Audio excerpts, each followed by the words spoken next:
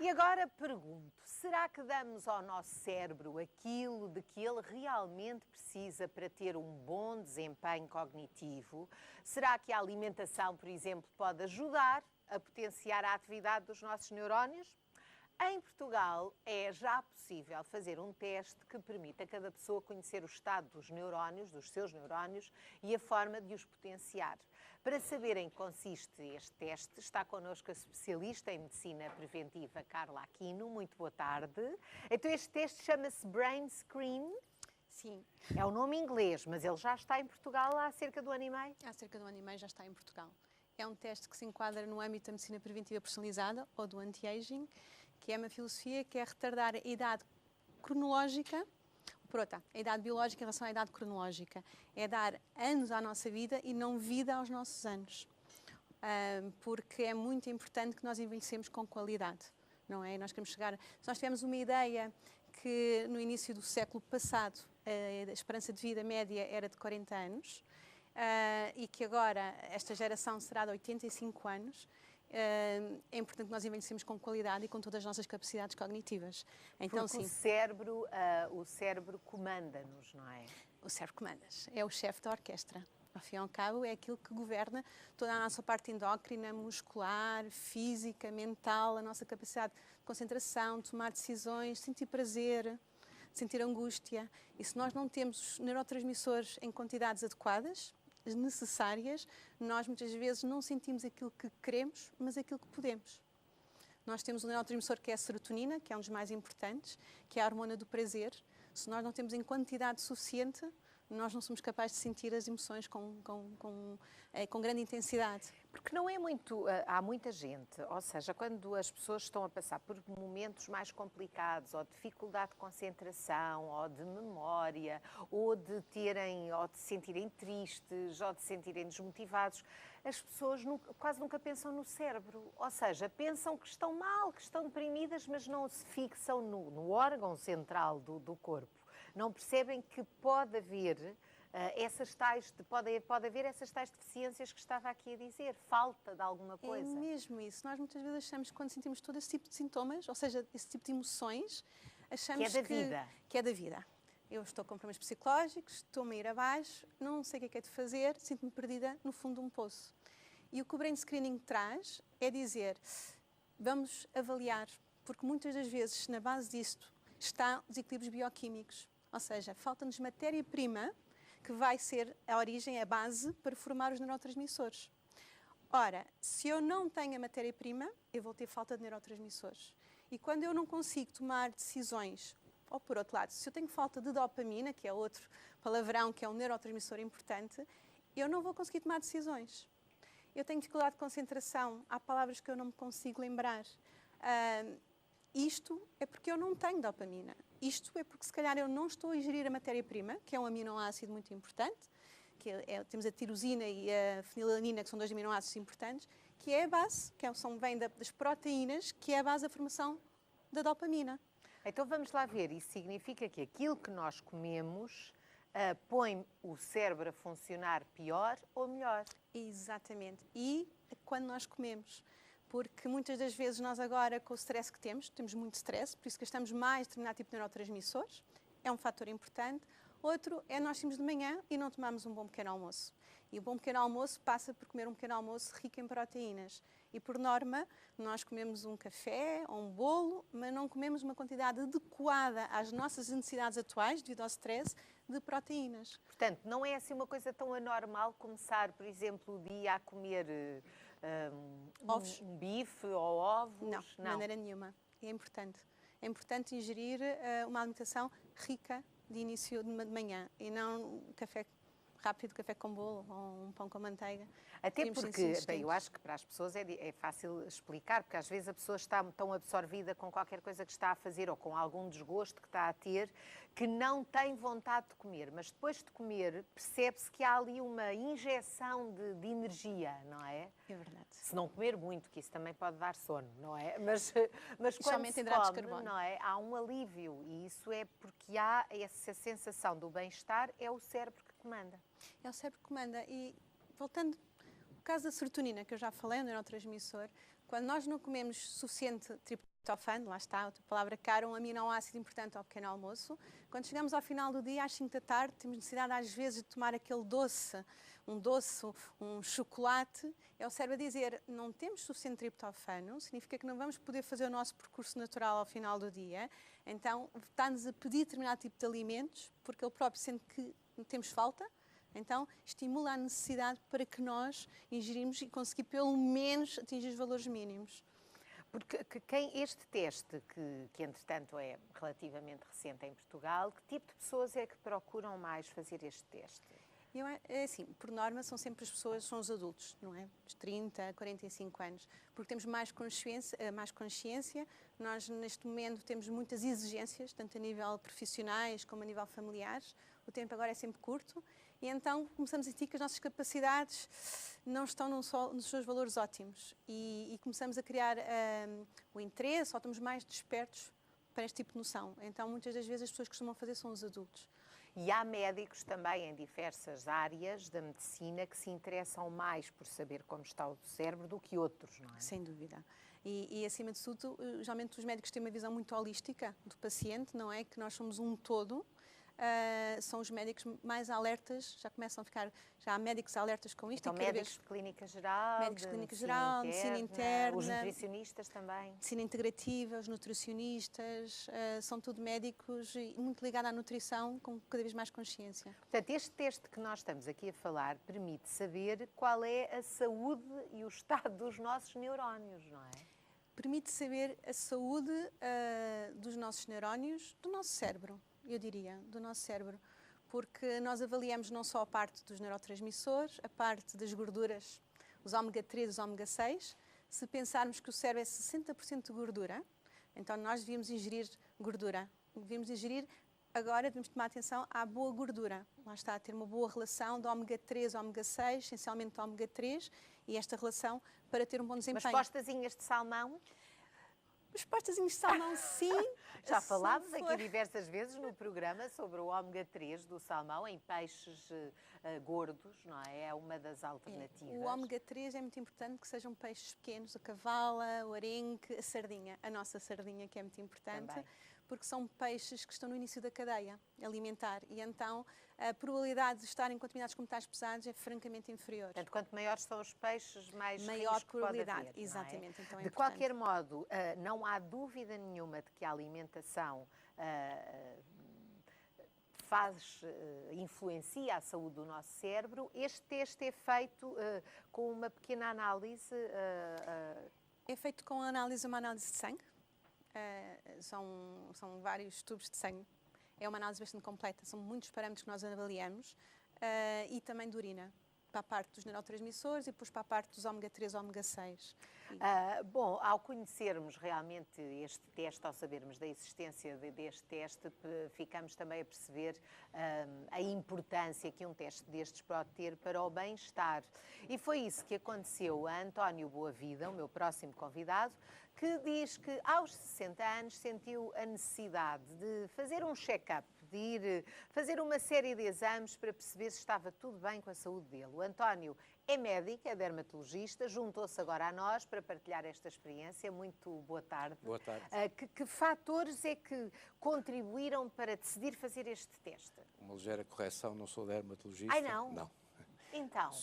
Tenho formação em clínica geral, embora me dedique ao anti-aging e à medicina estética há mais de 20 anos. Daí a nossa confusão. Portanto, não tem a especialização de dermatologia, mas trabalha na área da estética. Exato. E, portanto, esta situação desenvolve-se porque cheguei aos meus 60 anos e achei que devia, digamos, me estudar e, além disso, tive um acidente de percurso que foi um diagnóstico de um adenocarcinoma e que me levou, digamos, no fim de uma fase terapêutica a saber como é que eu estava. Porque passei por uma fase de stress muito grande, uma agressão química. Mas de cancro fez quimioterapia? Ou fiz uma quimioterapia tópica por instalação vesical, mas de qualquer das maneiras todo o processo de alteração bioquímica que uma doença destas causa dá alterações a nível digamos, do sistema imunitário, e esta própria análise, sabendo interpretá-la, permite-nos tirar algumas conclusões, como mais tarde, depois com o meu exame, podemos chegar a essa Porque, entretanto, conclusão. o António trouxe, ou seja, temos exames para ver, para perceber como é que acontece, como é que se percebe este exame. Realmente compreendeu que havia a possibilidade de saber mais sobre si do que aquilo que sentia, não é? Exato. Porque, ou seja, este exame nos consegue dar uma avaliação a nível, nomeadamente, para ser mais simples, dos ômega 3, por exemplo, que é algo que nos vai ajudar o nosso sistema imunitário e o nosso próprio organismo a produzir anti-inflamatórios. E, portanto, este tipo de doenças crónicas que têm um nível de inflamação muito grande, exige muito do nosso organismo. E, portanto, esse reequilíbrio é extremamente importante para complementar terapêuticas futuras e criarmos próprias autodefesas.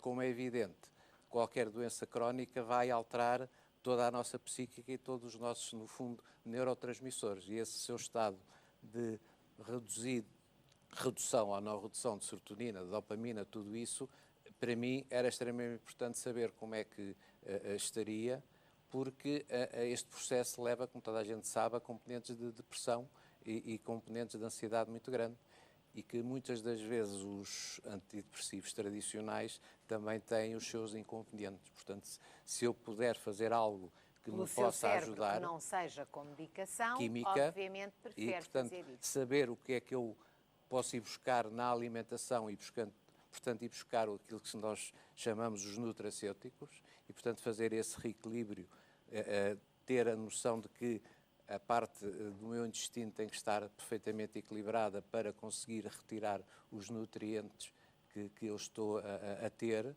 e ter os cuidados, no fundo, com a minha alimentação, porque não basta comer um bom peixe, mas se eu não o mastigar bem, o meu organismo não vai conseguir desdobrar as proteínas e aproveitar aquilo que o peixe tem. Se for um salmão de aquacultura, se calhar não tem as quantidades de ômega 3 que um salmão de água selvagem, portanto, ou de águas mais frias. Portanto, tudo não é isso, por acaso, também tudo é isso preciso perceber... é importante saber-se o que é que, no fundo, estamos a comer e o que é que comemos e como comemos. Não é? Ora, a doutora Carla e o doutor António estão convidados a vir comigo para fazermos uma análise mais detalhada do teste que fez o António Boavida. Vamos olhar, peço-vos que me acompanhem, vamos olhar para os resultados deste teste e perceber o que é que eles dizem, não é? Vamos lá ver, então. Pode vir para aqui, doutora Carla, se preferir. Obrigada. Aqui, a nível desta análise, aquilo que podemos concluir é que eu tenho um nível elevado de serotonina. E isto vai se tornar mais fácil de interpretar se vier um gráfico, porque, quer dizer, todos estes elementos são muito, termos muito técnicos e que as pessoas têm dificuldades. Mas isto é mau, ter este... É mau porque, digamos, todos estes componentes nem de mais nem de menos. O meio termo é sempre o ideal. E o ter serotonina a mais também é prejudicial, pode criar picos de grande ansiedade e de pânico. E, portanto, há que ter a noção de que, se eu estiver a fazer uma alimentação muito rica em triptofano, que depois vai-me dar serotonina, eu aí estou-me a prejudicar. Esta minha razão é pelo seguinte, que eu adoro queijo, adoro chocolate. E mais o stress. Portanto, abusa disso. Quanto mais abusa disso, mais sobem os níveis de serotonina. Os riscos disto e mais outras coisas que podem aparecer. Doutora Carla, ainda agora quando nos estava a dizer que, de facto, a pessoa quando quer que a serotonina, já percebemos que está relacionada com o bem-estar do chocolate, não é? Que a pessoa sente um bocadinho de vontade de doce, de chocolate, e há muitos problemas até de anorexia, de pessoas que não comem, mas comem muito chocolate. Isso tem uma relação também aqui neste caso? Tem, eu diria que sim, porque a serotonina está ligada a comportamentos obsessivos compulsivos.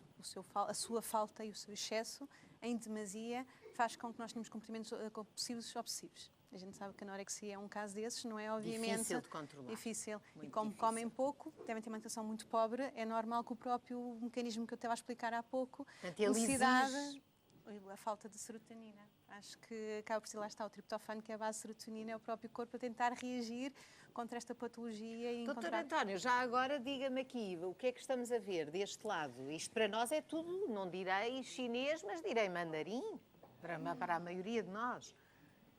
Aqui estamos a ver essencialmente o que é que eu tenho a nível de chamado DEPA, DHA, o índice de ômega 3. Isso está que- tudo dentro dos parâmetros que devia estar? Aqui estão, se bem que quando chegarmos aqui à parte dos gráficos, Então vamos lá será aos mais gráficos, fácil, vamos andando para mais a frente. fácil de interpretar, porque o meu caso, o que é que acontece? Como eu já faço algum cuidado nutricional, já faço alguma a suplementação, tenho, digamos, algumas alterações que não são muito típicas num exame normal. E este caso aparece aqui porquê? Porque eu aqui estou como, no fundo médico, como paciente e como doente oncológico. E, portanto, até por essa via se consegue ter alguma interpretação porque é que alguns dados aparecem e o que é que se pode tirar de benefício nessas situações e não só na parte da prevenção e no reequilíbrio. Não é? Doutora Carla, ainda agora dizia que há a diferença entre, enfim, a idade biológica e a idade que a pessoa tem no seu corpo todo e no seu cérebro. O saber como é que se está a nível cerebral permite também combater o envelhecimento, que não é só o envelhecimento da ruga, Física. nem Não, da não. físico, é o envelhecimento físico e mental. É assim, o cérebro controla todo, ao fim e ao cabo, toda a nossa máquina. Não é desde a parte física e das rugas, porque a sua capacidade de resposta, a sua velocidade de resposta é extremamente importante. Se nós não somos rápidos a repor erros, nós vamos envelhecer precocemente, não é? A nossa capacidade, tanto mesmo de defesa contra as bactérias e vírus, somos lentos porque não estamos a comunicar bem, nós, obviamente, vamos começando acumulando, não é, defeitos. Então, sim, sem dúvida nenhuma. O cérebro é extremamente importante. E o que nós fazemos no brain screen, nós já vimos a parte dos neurotransmissores, vimos a parte das gorduras e, mais uma vez, a velocidade de comunicação depende muito da qualidade das gorduras. Nós temos o EPDH, que são gorduras ômega 3 anti-inflamatórias e que nos permite uma grande flexibilidade de receber e de enviar informação. Depois temos os ômega 6, que há alguns que são bons, mas outros que são menos bons. Mas trocando em miúdos, só para terminarmos, que já estamos a caminhar para fora do nosso tempo, doutora Carla, este teste é um teste que, enfim, é relativamente recente, não está acessível a toda a gente, é um teste caro, custa cerca de 300 euros praticamente, mas há muita gente agora no nosso Facebook a fazer a pergunta de, em termos genéricos, que tipo de alimentação é que beneficia o cérebro. E era com isto que eu gostava que terminasse muito rapidamente, se puder. 2 ou 3 dicas sobre a alimentação boa. É importante fazer uma alimentação rica em proteínas. É importante fazermos uma alimentação rica em vitaminas, somente as do grupo B e o grupo também, a vitamina D também é importante para o cérebro. E a parte dos minerais. O magnésio é extremamente importante. Onde é que o se zinco, encontra o selênio. magnésio, doutor? Casca de cereais, por exemplo, na aveia, que é extremamente rico, desde que a terra tenha, digamos, magnésio suficiente, ou então, na última análise, uma suplementação com magnésio ainda às vezes é a melhor solução, não é? E aqui complementando, desculpa, Carla, que é extremamente importante, que são os ácidos gordos.